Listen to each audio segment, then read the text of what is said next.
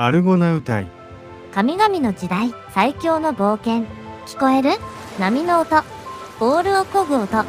そして英雄たちの息遣い。ギリシャ神話の世界にこんな瞬間があった。ヘラクレス。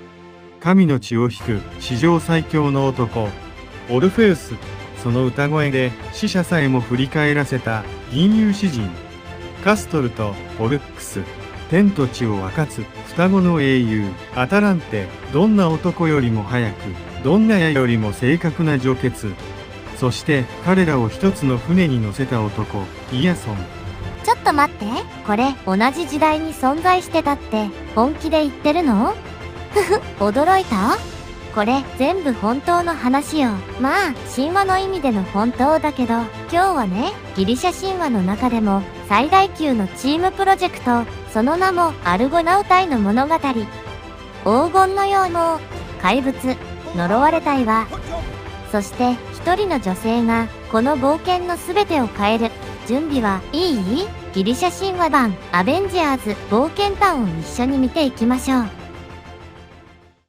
イヤソンの背景、奪われた王座と無理ゲー任務。まず、なぜこんな冒険が始まったのか、主人公イヤソンの話をしましょう。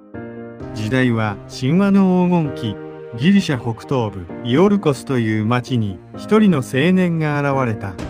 彼の名はイヤソン。本来ならばこの町の正当な王位継承者だった。しかし彼の父アイソンは弟のペリアスに王座を奪われていた。幼いイヤソンは命の危険を逃れるため山の賢者ケンタウロスのケイローンの下でひっそりと育てられた。ケイローンって何者かって、馬の体に人の上半身を持つあのケンタウロス。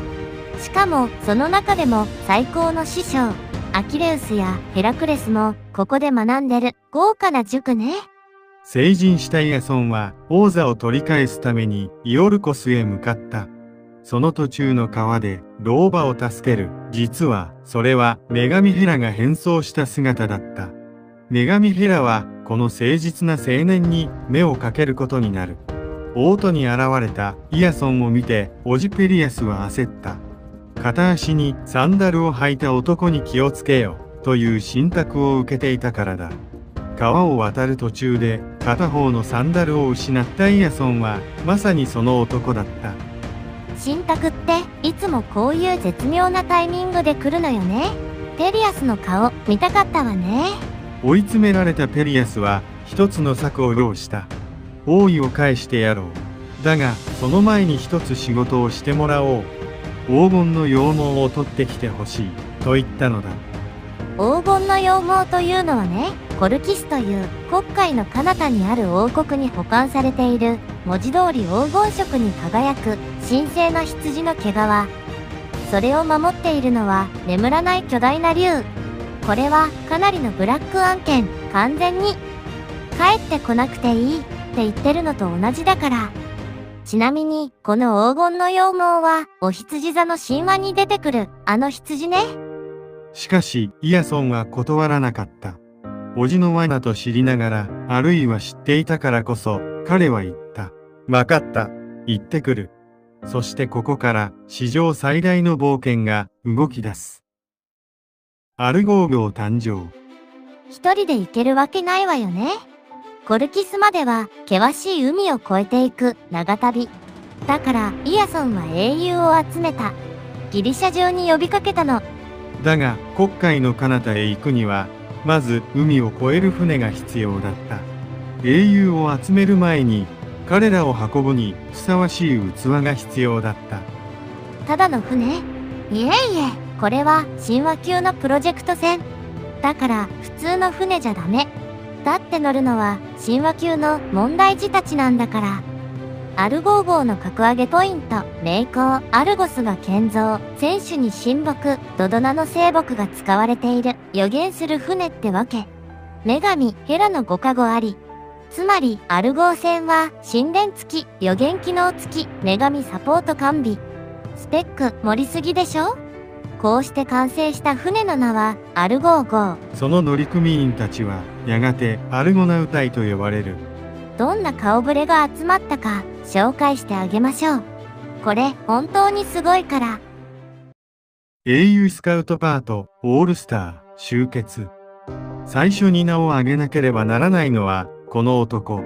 ヘラクレス、ゼウスの息子。12の難行を成し遂げた神話史上最強の英雄。アルゴー船に乗り込んだ時、乗組員たちは思わず歓声を上げたという。強さで言えばダントツ1位ね。でも実はある理由で途中離脱するの。それはまた後で。テセウス、アテナイの英雄テセウス、怪物ミノタウロスを撃った男。迷宮を突破した知力と胆力は折り紙付き。パワーだけじゃなく頭も切れる。バランス型エースってやつね。ただし参加伝承は諸説あり。ペーレウス、後にアキレウスの父となる男。つまりアルゴナウ隊はトロイア戦争世代の前哨でもある。未来の最強戦士のパパ、ここにいます。オルフェウス、次に紹介するのは剣ではなく盾事を持って現れた男。その音楽は神々にも称賛され、盾事を奏でれば木々が踊り、岩が動き、川の流れさえ変わると言われた。戦士でもないのになぜと思うかもしれない。でもこの旅で彼の音楽は何度も命を救うことになる。双子の英雄カストルとポルックス。カストルは馬術の達人、ポルックスは剣闘の天才。兄弟の絆は誰よりも深い。見た目は似てるのに一人は神の子、性能も違う。このチーム本当にバラエティよね。アタランテ、山で育ち俊足はギリシャ一、弓の腕も超一流。女を乗せるなという声もあったという。だがイアソンは招き入れた。反対した人たち、後でどんな顔したかしらね。他にもアドメトス、イアソンのいとこで神アポロンとはちょっと面白い因縁があるペライの王メレアグロス。この人もなかなかすごい人生を送る人で、アルゴーゴーとは別の英雄大集結の物語の中心人物。ヘラクレスの2番目の妻は彼の妹ネストル。後のトロイア戦争を語った銀融詩人ホメロスのイリアスやオデュッセイアにも賢人長老として登場する。イドメネウス、クレタ島のミノス王の孫にあたる人物で、あのトロイの木馬の中に入った戦士の一人。この人も理不尽な最後を迎えるのよね。そうそうたる面々、総勢およそ50名。とても全員紹介しきれないから、また次の機会にね。チャンネル登録とリクエストも大歓迎です。アルゴーゴー、ギリシャ神話、オールスターズ。アルゴーゴー、選手には神木が使われ、神託を語るとも言われた。その乗組員たちは、アルゴナウ隊、アルゴーゴーの乗り手たち。さあ、ここからが本番ね。試練と航海、海は彼らを試す。アルゴー船は黒海を目指して出港した。でも、そう簡単には行かせてもらえない。海というのは試練の連続なの。レムノス島の女たち。最初に立ち寄ったのはレムノス島。しかし、この島には奇妙な秘密があった。住んでいるのは女たちだけだった。かつてこの島の男たちは女神を怒らせたことで妻たちに嫌われ、やがて女たちの反乱によって追放された、あるいは殺されたとも言われる。島を治めていたのは女王キュプシピュレー。彼女はアルゴナウ隊を歓迎し、盛大な宴でもてなした。夜のおもてなしも盛大だったとか、英雄たちとの間に子孫を残したとも言われている。英雄たちは久しぶりの平和な港に心を緩め、いつしか出港のことも忘れかけてしまう。一番の危機は怪物より誘惑かもしれないという話よ。痺れを切らしたのがヘラクレスだった。いい加減にしろ。彼の一括でようやく英雄たちは旅を再開したという。キュジコス王の悲劇。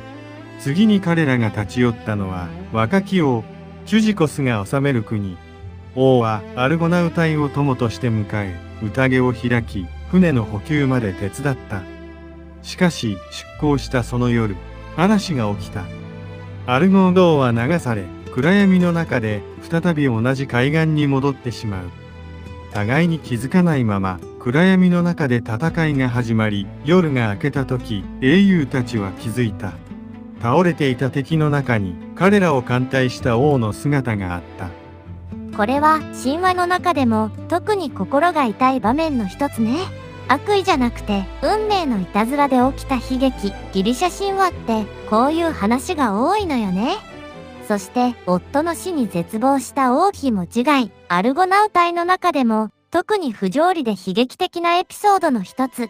暗い気持ちの英雄たちにさらなる試練が続く。あの最強の英雄が離脱を余儀なくされるのよ。ヘラクレスの離脱。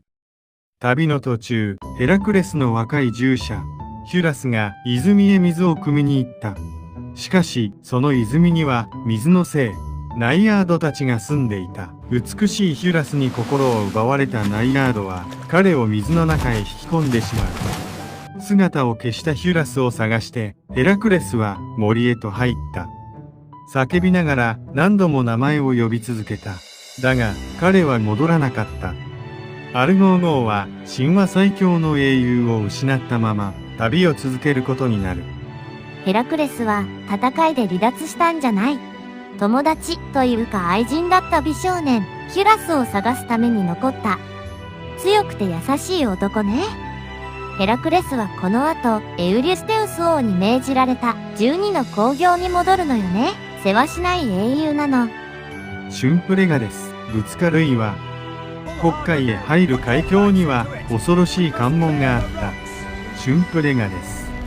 巨大な2枚の岩が周期的にぶつかり合う衝突岩。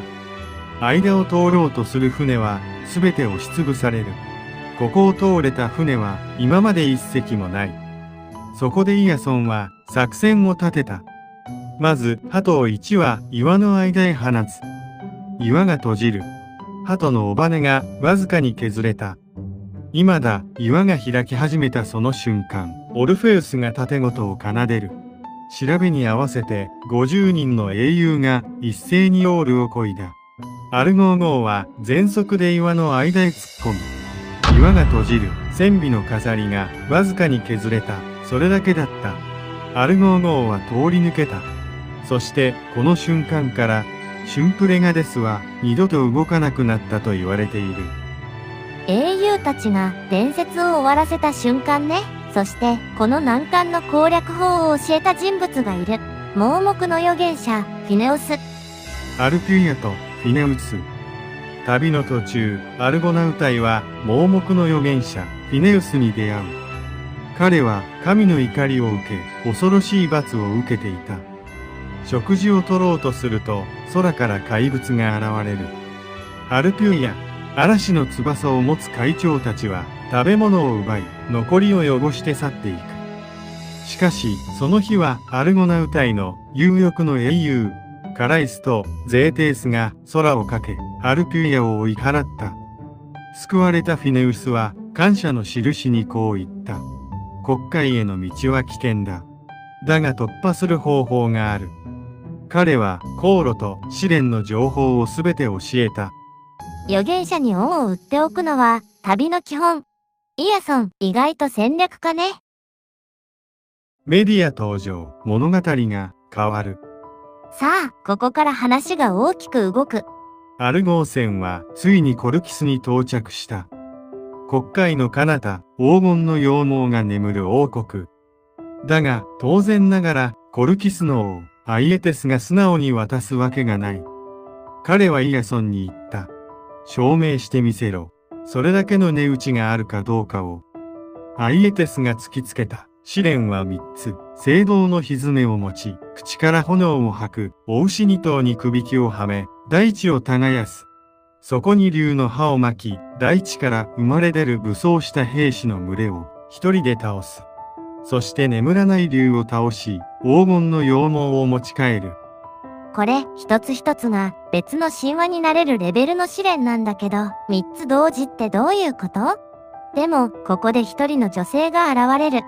コルキスの王女、そして伝説の魔女、メディア。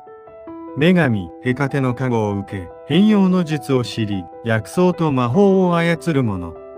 彼女は神エロスの矢によって、あるいは自らの意志によってイアソンに恋をした。そして自らの一族を裏切ることを選んだ。メディアはこの物語の中で一番複雑な人物よ。英雄でも悪役でもない。彼女の愛は本物だった。その能力は本物だった。そして彼女が払った代償は大きかった。でも今日はその先の話まではしないでおくわね。それはまた別の回に語るから。そしてこの王女メディアこそが不可能な試練を可能にしてしまう。チャンネル登録してメディア編もぜひ見てね。